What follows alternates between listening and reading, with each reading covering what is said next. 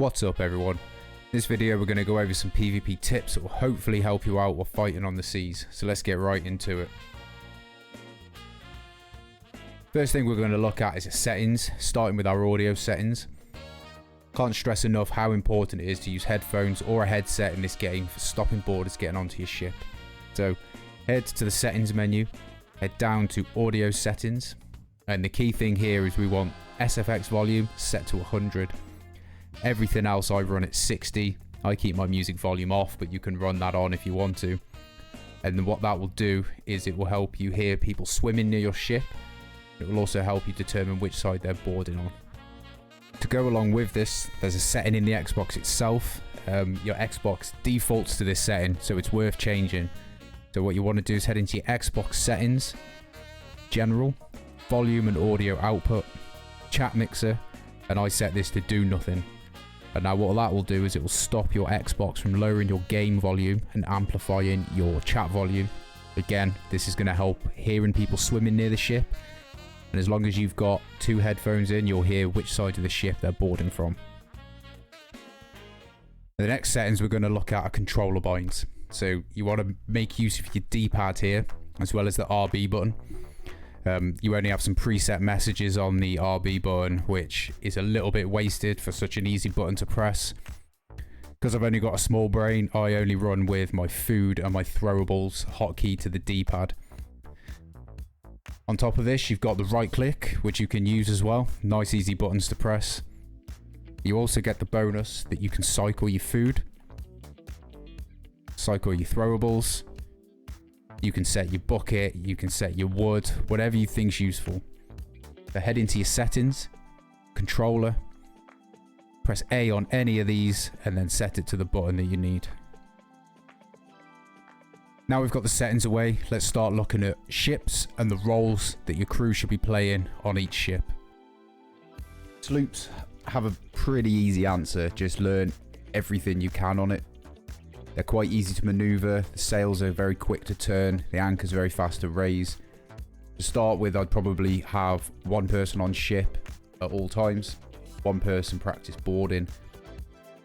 The best advice I can give for a sloop is to head into the arena, get in some fights. It's risk-free, you're not going to risk losing any loot. Practice your cannon aim, practice swapping roles with your crewmate. Solo's a whole different story. We'll do a different guide on that at some point in the future.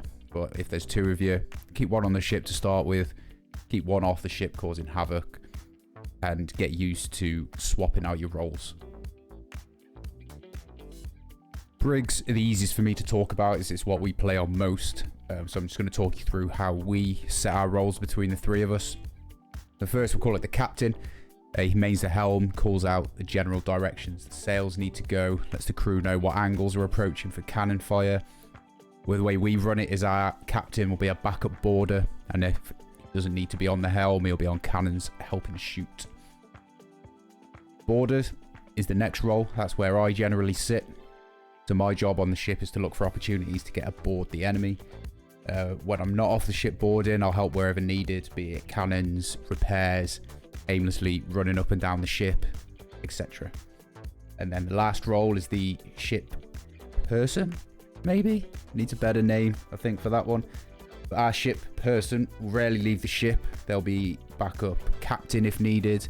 They'll mainly focus on repairs. If they're not repairing, they'll be on cannons. If the situation we're in the fight means we can double board, then the ship person will bring the ship back around by themselves for covering fire from the cannons.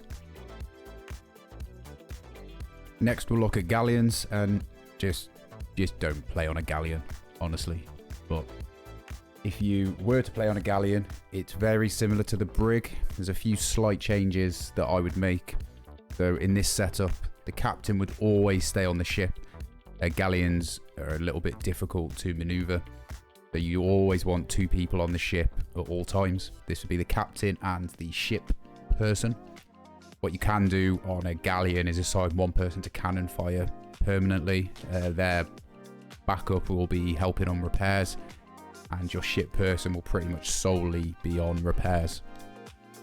Things just take a little bit longer to get done on a galleon, so the sails take longer to turn, the anchor takes longer to raise, but we'll just list off the roles now. So captain remains the helm, as before. Have the boarder. Again, their sole job is to get on the enemy ship, cause a bit of chaos. Have your cannon / backup ship person and your ship person.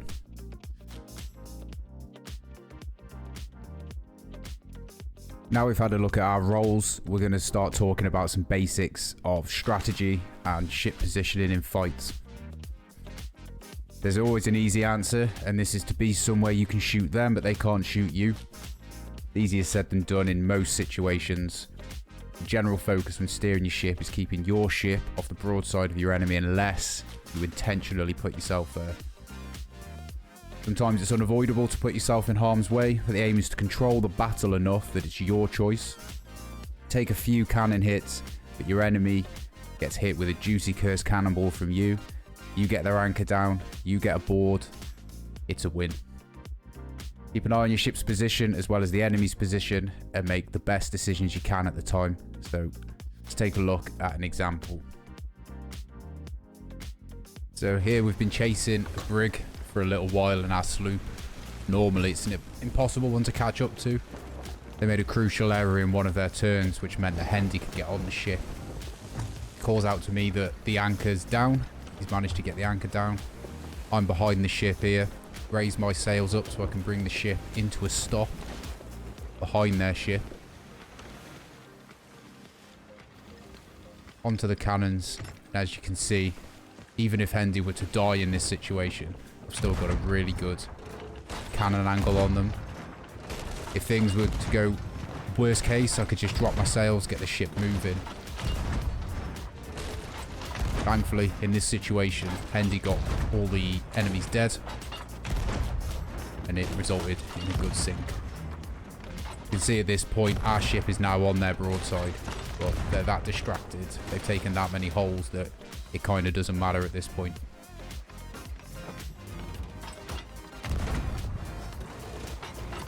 Next, we're going to have a little chat about communication. It's probably the most important thing when you're fighting.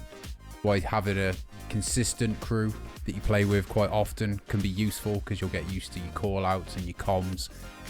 The easiest way to say this, and it's not that easy to get used to, call out absolutely everything that you do on your ship. Jumping on cannons, if you're turning sails, if you're raising sails, if you're tying your shoelaces, everything. Personally, I've messed up a few of our fights by forgetting to call out that I'm going for a board. Somebody else sees a board, an opportunity to go for it. Does not lead to good things, so call out absolutely everything you can think of, every tiny little move. A really good tip, if you're on the Ferry of the Damned and you're in a black screen coming back, ask what's needed on the ship. Someone can tell you what to do before you're even in, and you can just dive right onto that.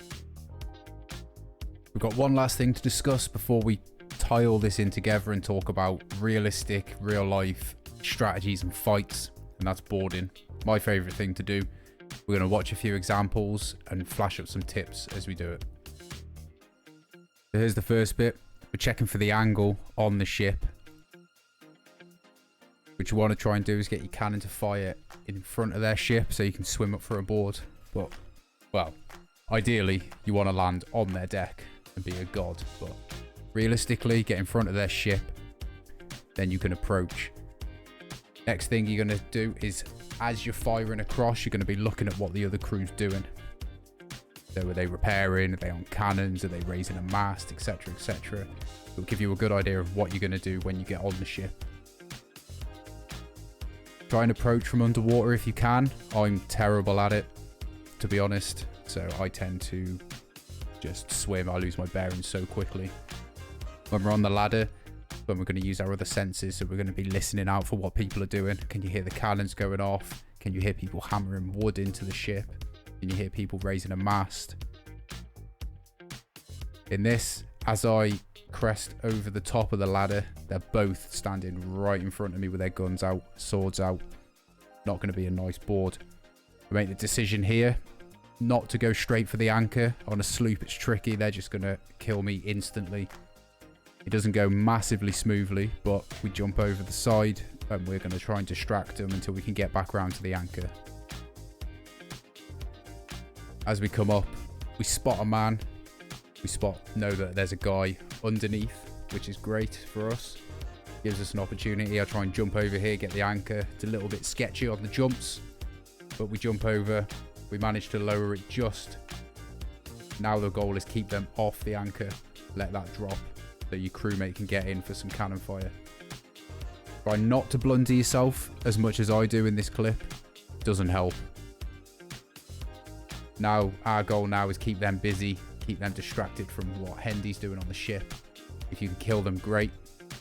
If not, just dive around, be a general nuisance. Luckily, we go in, we get them both down. Thankfully, that guy had ran out of ammo, which is just unfortunate for him. And then we can see here as we jump up, Hendy's brought the ship like we talked about earlier, behind their ship, off their broadside. Led us to a very, very, very nice sink. So let's summarize a fight as we've talked about it so far. Step 1, you want to immobilize your enemy. Chain shots, a border with an anchor, cursed cannonballs, anything you can do to stop the enemy ship from moving. Step 2, bring the ship around for safe cannon fire on the immobile enemy. Step 3, hopefully it's enough for a sink. If not, if things go wrong, keep your ship in a state which you can get it moving again.